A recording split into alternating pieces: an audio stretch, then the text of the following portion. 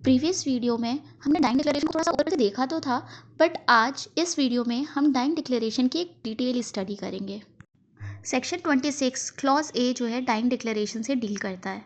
ये कहता है कि when a statement made by a person as to the cause of his death और to any of the circumstances of the transaction which resulted in to his death in case which is the cause of that person's death come into the question, then such dying declarations becomes relevant। तो अब question आता है कि what is dying declaration. तो कोई भी ऐसी declaration जो कि एक पर्सन ने अपने मरने से पहले दी हो और वो डिक्लेरेशन में वो ये बता रहा हो कि उसका कॉज ऑफ डेथ क्या है, या फिर ऐसे सर्कमस्टांसेस या वो ट्रांजैक्शन जो कि रिजल्ट कर रहे हैं उसकी डेथ में, ऐसा कुछ बता रहा है, तो वो डिक्लेरेशन क्या हो जाएगा, रेलेवेंट हो जाएगा और वो जो है डाइंग डिक्लेरेशन बन जाएगा। और ऐसी डाइंग डिक्लेरेशन रेलेवेंट होगी उस केस में जहाँ पर भी उस पर्सन के कॉज ऑफ डेथ जो है इशू में है। फॉर एग्ज़ाम्पल, अगर वहाँ कोई इशू है केस में कि क्या जो है ए ने बी का मर्डर किया था या नहीं किया है, ठीक है, तो अब अगर बी ने मरने से पहले कोई भी डिक्लेरेशन दिया हो जिसमें कि वो ये बता रहा हो कि उसकी डेथ कैसे हुई थी, ठीक है, या किसने कॉज की है, तो ये जो उसका डाइंग डिक्लेरेशन होगा वो इस केस में रेलेवेंट हो जाएगा क्योंकि उसका कॉज ऑफ डेथ जो है यहाँ पे क्वेश्चन में है। और एक बात और है कि ये जो डाइंग डिक्लेरेशन है ना, उसकी रेलेवेंसी पे इससे इफेक्ट नहीं पड़ेगा कि जो डिक्लेरेंट है, जो पर्सन जिसने डाइंग डिक्लेरेशन दिया है, वो जब ये डिक्लेरेशन दे रहा था तो क्या वो जो है उसके माइंड में वो सेटल था, वो होपलेस एक्सपेक्टेशन में था कि अब मेरी तो डेथ हो ही जानी है, ठीक है, इससे कोई फ़र्क नहीं पड़ता। क्या पता उसको लग रहा हो कि वो नहीं मरेगा, बट स्टिल वो एक डिक्लेरेशन दे रहा है कि मुझे बी ने मारा, ठीक है, फॉर एग्जाम्पल कि मुझे बी ने मारा, तो ये ज़रूरी नहीं है, वो या तो एक्सपेक्टेशन ऑफ डेथ में हो सकता है, उसको लग रहा होगा कि हाँ मैं तो मर ही जाऊंगा, या उसको ये भी लग रहा है कि नहीं मैं बच जाऊंगा। इससे जो है इंडिया में कोई फ़र्क नहीं पड़ता है। In both the cases dying declaration हमेशा रेलेवेंट रहेगा। तो इतना समझने के बाद हम ये कॉन्क्लूड कर सकते हैं कि एक डाइंग डिक्लेरेशन कब रेलेवेंट होगा। पहला, कि जिसने भी जो डिक्लेरेंट था, जिसने भी डाइंग डिक्लेरेशन दिया है, वो मर चुका है, must be dead. Second, is the declaration must relate to the cause of his death, या फिर the transaction which resulted in to his death, ठीक है। थर्ड, कि at the time of making the declaration the expectation of the death by the declarant is not necessary. Second and fourth, the last one is the cause of that declarant must be an issue, ठीक है। अब cause of death का मतलब क्या है वो हम आगे देखते हैं। cause of death मतलब कि post injury statement. Post injury statement इसलिए क्योंकि जब उसको इंजरीज लग गई हैं उसके बाद वो ये डिक्लेरेशन दे रहा है कि मुझे ये जो इंजरीज हुई हैं वो कैसे हुई, किसने कॉज की, और यही इंजरीज जो है बाद में रिजल्ट करती हैं और यही उसका मतलब कारण बनती हैं डेथ का, ठीक है। तो वो जो डिक्लेरेशन है वही जो है उसका कॉज ऑफ डेथ बता रही हैं। अब नेक्स्ट हमें क्या समझना है, transaction which resulted into the death of the person.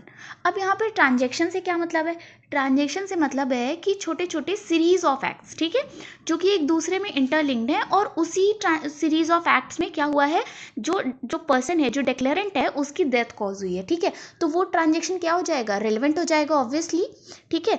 अब पर वो ट्रांजेक्शन कैसा होना चाहिए, उसके बीच में, और ये जो सारी ट्रांजेक्शन है ना, जो सीरीज ऑफ एक्ट है वो, और जिस पर्सन की डेथ हुई है, ठीक है, जो डिक्लेरेंट है, उसके और उस ट्रांजेक्शन के बीच में एक प्रॉक्सिमिटी होनी चाहिए, ठीक है। जैसे कि पकला नारायण स्वामी वर्सेस एम्परर की केस में क्या होता है कि डिसीज्ड पर्सन जो होता है ना, वो मरने से पहले वो क्या करता है, अपनी वाइफ को एक स्टेटमेंट देता है कि मैं जो है एक्यूज के पास जा रहा हूँ पैसा लेने, ठीक है, उसने उसको कोई पैसा उधार दिया हो गया होता है, ठीक है, तो वो उसको लेने जाता है और ये स्टेटमेंट वो दे के चला जाता है। बाद में 2 दिन बाद उसकी जो डेड बॉडी होती है वो ट्रंक में मिलती है। तो अब ये जो स्टेटमेंट उसने बोला था ना डिसीज ने कि मैं जा रहा हूँ पैसे लेने, किससे, उस पर्सन से XYZ, जो कि बाद में एक्यूज निकलता है, ठीक है। तो ये जो स्टेटमेंट हो जाएगा वो डाइंग डिक्लेरेशन के अंडर रेलेवेंट हो जाएगा। क्यों, क्योंकि ये उसी ट्रांजेक्शन में बोला गया है, ठीक है, जिसमें कि उसकी डेथ हुई है। अब यहाँ तक हमने पूरा का पूरा डाइंग डिक्लेरेशन पढ़ लिया कि डाइंग डिक्लेरेशन क्या होता है, उसके एलिमेंट्स क्या होते हैं, और उसमें जो कीवर्ड्स यूज़ किए गए वो भी हमने समझ लिए, ठीक है। बट इसमें अब छोटे छोटे और भी सब टॉपिक्स हैं, हम उनको देख लेते हैं। जैसे कि पहला क्वेश्चन होगा कि डाइंग डिक्लेरेशन किसको दिया जाना चाहिए, ठीक है।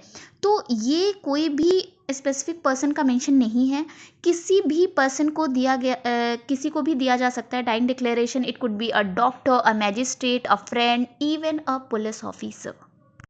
कई बार ये कहा जाता है कि क्या डाइंग डिक्लेरेशन अगर पुलिस को दिया गया है तो वो रेलेवेंट होगा, तो हाँ वो उतना ही रेलेवेंट होगा जितना कि एक अदर किसी भी XYZ पर्सन को दिया जाए तो भी वो उतना ही रेलेवेंट रहेगा जब वो पुलिस ऑफिसर को दिया जाएगा, ठीक है।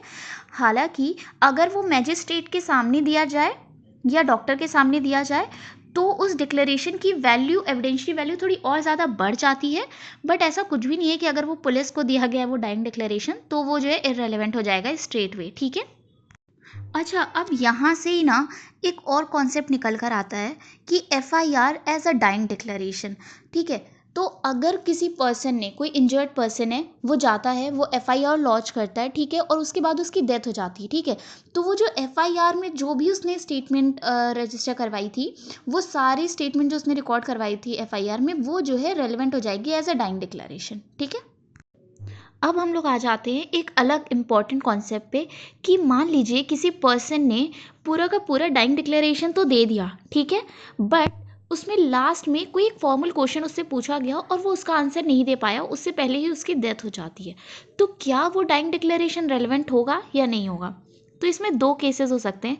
पहला कि अगर डिसीज पर्सन जो है जब वो अपने डाइंग डिक्लेरेशन दे रहा था, मतलब मेन चीज़ ही बताना भूल गया, बताना भूल गया नहीं सॉरी, उसके पास उसकी डेथ हो गई, राइट। अब मान लीजिए वो अपना कॉज ऑफ डेथ बता रहा था, उसको उसने आधा बताया और आधे पे ही उसकी डेथ हो गई, क्योंकि वो अधूरा है तो ऑब्वियसली वो अनरिलायबल हो जाएगा। आधी इन्फॉर्मेशन पे आप किसी को भी अरेस्ट या उसके खिलाफ जो है क्या कहते हैं उसको एज एन रिलायबल एविडेंस नहीं इंक्लूड कर सकते और उसके बेसिस पे कन्विक्शन नहीं हो सकता है किसी का, ठीक है। सेकेंड थिंग इज दैट अगर उसने पूरी की पूरी स्टोरी फुल नरेट कर दी है, ठीक है, और बस एक लास्ट फॉर्मल क्वेश्चन रह गया है जिसे हम अभी एग्जाम्पल से भी समझेंगे, तब इस केस में क्या होगा, वो डाइंग डिक्लेरेशन हमेशा रेलेवेंट होगा, ठीक है। फॉर एग्जाम्पल कोई पर्सन अपना कॉज ऑफ डेथ बता रहा था कि हाँ मुझे इस गाड़ी ने, ठीक है, फॉर एग्जाम्पल BMW ने मारा है, उस गाड़ी का ये नंबर है, उस गाड़ी का नंबर वो आधा ही बता पाया था और उसकी डेथ हो जाती है। अब वो ऐसा डाइंग डिक्लेरेशन रेलेवेंट नहीं होगा और ना ही वो रिलायबल होगा ऑब्वियसली।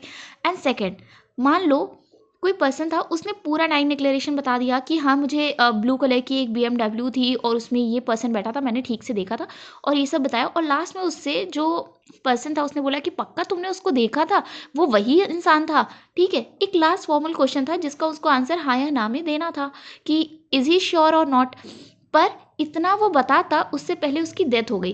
पर क्या इस लास्ट आंसर से उसका जो ऊपर का डाइंग डिक्लेरेशन था उस पर कोई इफेक्ट पड़ रहा था, वो तो पूरा फुल नरेट कर चुका था। तो इस केस में क्या होगा, डाइंग डिक्लेरेशन रेलेवेंट हो जाएगा। अब हम अपने नेक्स्ट टॉपिक पे आते हैं जो कि है कि मल्टीपल डिक्लेरेशन। मान लो वो जो डिक्लेरेंट था उसने कई डिक्लेरेशंस दिए, ठीक है। जैसे कि एग्जांपल लेते हैं, हमने एग्जांपल लिया था एक्सीडेंट का, तो उसमें किसी पर्सन जिसका एक्सीडेंट हुआ उसने उस समय जो एक स्ट्रेंजर था जो जिसने उस एक्सीडेंट को देखा था, ठीक है, उसको उसने बताया, ठीक है। फिर उसके बाद जब वो हॉस्पिटल गया तो उसने एक डॉक्टर को भी जो है बताया। फिर पुलिस ऑफिसर्स आए उसका रिकॉर्ड करने के लिए स्टेटमेंट, तो उनको दिया, ठीक है। फिर मैजिस्ट्रेट के सामने भी उसका स्टेटमेंट रिकॉर्ड हुआ, ठीक है। तो अगर इतने सारे मल्टीपल्स डाइंग डिक्लेरेशन है, बेसिकली मोर देन वन, ठीक है, तो ऐसे में क्या होगा, ऐसे में कोर्ट ये देखती है कि ये जो सारे मल्टीपल्स डिक्लेरेशंस है ना, उनमें क्या मतलब अगर मेन जो मटेरियल फैक्ट्स है ना उसमें सिमिलैरिटीज़ है, ठीक है, फिर वो अगर उसके अलावा जो फैक्ट्स एक्चुअली में उतने रेलेवेंट नहीं है, उसके कॉज ऑफ डेथ या ट्रांजेक्शन से रिलेटेड नहीं है बहुत ज़्यादा, उसमें थोड़े बहुत माइनर डिस्क्रिपेंसीज भी हैं, ठीक है, थोड़े बहुत ऊपर नीचे भी हो गया स्टेटमेंट, ठीक है, तो वो डाइंग डिक्लेरेशंस क्या हो जाएंगे, एडमिसिबल हो जाएंगे। बट अगर उसने 2-3 डिक्लेरेशन दिए बट उनमें बहुत ही ज़्यादा डिफरेंस है, फॉर एग्जांपल एक में वो ये कह रहा है कि मैंने देखा था उस गाड़ी में X पर्सन बैठा था, दूसरे पुलिस ऑफिसर को देते समय उसने बोल दिया नहीं नहीं मैंने देखा था Y पर्सन बैठा था, ठीक है। मैजिस्ट्रेट के सामने कहता है नहीं मैंने देखा था Z पर्सन बैठा था।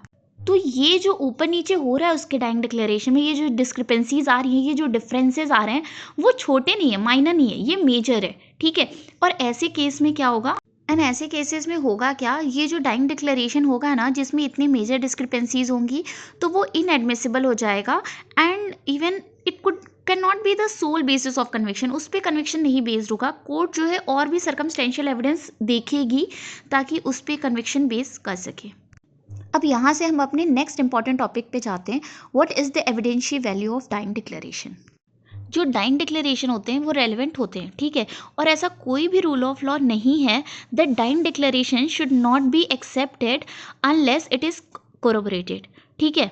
तो बट फिर भी कोर्ट हमेशा ये सेफ समझती है कि किसी भी एक्यूज को कन्विक्ट करने से पहले जो डाइंग डिक्लेरेशन है उसकी रिलायबिलिटी को वो चेक कर ले, जो है इंडिपेंडेंट एविडेंस के थ्रू, ठीक है। और ऐसा क्यों? क्योंकि ये जो डाइंग डिक्लेरेशन होते हैं ना, इसकी खुद की भी कई कमियां हैं इसमें, ठीक है। पहला कि एक हियर से एविडेंस होता है, मतलब कि जो डिक्लेरेंट है वो तो मर चुका है, तो अब जो है उसका ये स्टेटमेंट ना ही ओथ पे लिया गया है, ना ही उसकी वेरासिटी हम चेक कर सकते हैं क्रॉस एग्जामिनेशन के थ्रू, ठीक है। दूसरा कि कोर्ट को ऐसा भी तो हो सकता है कि जो मेकर था जब वो स्टेटमेंट दे रहा था वो फिजिकली या mentally in the state of confusion भी हो सकता है, ठीक है।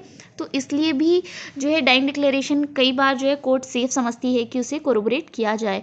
And third is like may be there are the chances that the person dying is taking the last opportunity to implicate all his enemies, okay. तो इन सब वजह से जो है कोर्ट हमेशा ये सोचती है कि जो डाइंग डिक्लेरेशन है उसकी रिलायबिलिटी को हम जो है बाकी एविडेंसेस के थ्रू जो है एक बार चेक कर लें। यहाँ से हमारा एक नेक्स्ट इंपॉर्टेंट टॉपिक निकलता है, क्या डाइंग डिक्लेरेशन एक सोल बेसिस हो सकता है किसी पर्सन के कन्विक्शन का? कोई और एविडेंस नहीं है, सिर्फ डाइंग डिक्लेरेशन के बेसिस पे। तो इससे रिलेटेड एक इंपॉर्टेंट केस है Kushal Rao versus state of Bombay 1958। इस केस में कोर्ट ने ये कहा था कि जो डाइंग डिक्लेरेशन है वो एक स्ट्रॉन्ग पीस ऑफ एविडेंस है, एंड अगर कोर्ट कन्विंस है इस चीज़ से कि ये जो डाइंग डिक्लेरेशन है वो सच है, ट्रुथ है, ठीक है, वो क्रेडिबिलिटी इंस्पायर कर रहा है कोर्ट की, तो फिर कोर्ट जो है उस डाइंग डिक्लेरेशन पे जो है रिलाई कर सकती है इवन विदाउट कोरोबोरेशन, ठीक है। इसके साथ ही कोर्ट ने और भी इसमें प्रिंसिपल्स ले डाउन किए थे। पहला कि कोई एब्सोल्यूट रूल ऑफ लॉ नहीं है कि जो डाइंग डिक्लेरेशन है वो सोल बेसिस ऑफ कन्विक्शन नहीं हो सकता है, ठीक है। दूसरा, अगर कोर्ट को सारी ही चीज़ों को कंसीडर करने के बाद ये कन्विंस है कोर्ट कि ये जो स्टेटमेंट है डाइंग डिक्लेरेशन में, जो डिक्लेरेशन है वो ट्रू है, तो कोर्ट क्या करेगी, उस पर जो है कोरोबोरेशन की ज़रूरत नहीं है तो वो उस पर एक्ट अपॉन कर सकती है, ठीक है। थर्ड, आगे कोर्ट ने ये भी कहा था कि हर केस में कोर्ट को जो है उस केस के फैक्ट पे जो है कि बेसिस पे डिसाइड करना होगा कि ये जो डिक्लेरेशन है वो कितना रेलेवेंट है और कितना नहीं, ठीक है। कोई एब्सोल्यूट रूल ऑफ लॉ नहीं है। नेक्स्ट, कोर्ट ने ये कहा था कि जो डाइंग डिक्लेरेशन है वो कोई वीक काइंड ऑफ एविडेंस नहीं है, it stands on the same footing as any other piece of evidence. अब हम अपने लास्ट टॉपिक पे आ जाते हैं, what is the difference between the English law and the Indian law in relation to dying declaration. पहला कि dying declaration England में सिर्फ और सिर्फ क्रिमिनल केसेस में ही एडमिसिबल होता है, बट अगर हम इंडिया में बात करें तो ये सिविल और क्रिमिनल केसेस दोनों में ही एडमिसिबल है, ठीक है। सेकंड, डाइंग डिक्लेरेशन इंग्लैंड में सिर्फ और सिर्फ होमिसाइड केसेस में ही एडमिसिबल है, ठीक है। मतलब जब मर्डर हुआ है, मैनस्लॉटर हुआ है, तब ही जो है जो डाइंग डिक्लेरेशन होगा वो रेलेवेंट होगा। बट इंडिया में ना ही सिर्फ होमिसाइड में, मतलब मर्डर किसी और ने मारा है तब, इनफैक्ट सुसाइड में भी जो है डाइंग डिक्लेरेशन रेलेवेंट होता है, ठीक है। थर्ड इज, इंग्लैंड में डाइंग डिक्लेरेशन तभी एडमिसिबल होगा जब जो डिक्लेरेशन दे रहा था वो जो है एक्सपेक्टेशन में था डेथ के, ठीक है। एक्सपेक्टेशन मतलब उसको लग रहा था कि मैं तो मर ही जाऊंगा, ठीक है, तब उसने जो है वो डिक्लेरेशन दिया हो। अगर उसको लग रहा था कि वो बच जाएगा फिर भी वो जो डिक्लेरेशन दिया है, ठीक है, और उसके बाद उसकी डेथ हो गई, तो वो डिक्लेरेशन रेलेवेंट नहीं होगा, कंसीडर्ड नहीं माना जाएगा, एडमिसिबल नहीं होगा, सॉरी, रेलेवेंट नहीं, एडमिसिबल नहीं होगा। बट इंडिया में इससे कोई भी फर्क नहीं पड़ता, हमने पहले ही देखा था। अब हम फोर्थ पे आ जाते हैं। फोर्थ पॉइंट ये है कि जो है इंग्लिश लॉ में जो डाइंग डिक्लेरेशन है, ठीक है, जब वो दे रहा था, ठीक है, इवन इफ जब तक वो अपना फुल जो है क्या कहते हैं ना, फुल डाइंग डिक्लेरेशन नहीं दे लेता, इवन अगर वो एक लास्ट फॉर्मल क्वेश्चन भी उसका रह गया है और वो उसका आंसर नहीं दे पाता, उसकी डेथ हो जाती है, तो वो पूरा का पूरा जो डाइंग डिक्लेरेशन था वो इनएडमिसिबल हो जाएगा, वो एडमिसिबल नहीं होएगा। बट इंडिया में क्या था, इंडिया में हमने देखा था ना कि अगर उसने पूरा का पूरा जो है डिक्लेरेशन दे दिया था और उसके बाद वो एक किसी फॉर्मल क्वेश्चन का आंसर नहीं दे पाया, ठीक है, जो कि एक्चुअली में इतना इफेक्ट नहीं करता है उसके डिक्लेरेशन को, तो वो जो है क्या कहते हैं डाइंग डिक्लेरेशन इंडिया में एडमिसिबल हो जाता है। तो यहाँ पे हमारा जो पूरा का पूरा डाइंग डिक्लेरेशन का टॉपिक था वो ख़त्म होता है। अगर कहीं कोई भी कन्फ्यूज़न थी या कोई मैंने मिस्टेक की हो और आपको लग रहा हो कि हाँ ये गलत है या कोई और पॉइंट ऑफ व्यू हो आपका, तो वो आप कमेंट में मेंशन कर सकते हैं। Thank you.